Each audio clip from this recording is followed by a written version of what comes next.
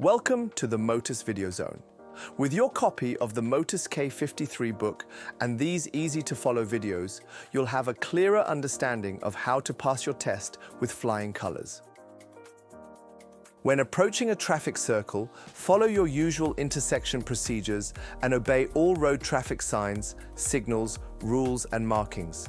First, check your rearview mirror, yield to traffic from the right, traffic already in the circle, or pedestrians. Now follow the correct procedures and observations for gear changing, stopping, or moving off as necessary. Then proceed if safe.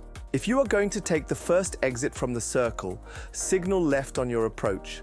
If you intend to take a later exit, you must signal to the left in good time before the exit. Check your Motus K53 Manual for more information on traffic circles and mini-circles. And that's it. Remember, these videos are here to help you better understand all the steps outlined in your Motus K53 book.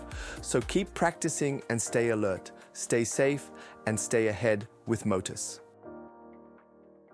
Hit like, subscribe, and stay tuned for more K53 tips, competitions, and exciting prizes.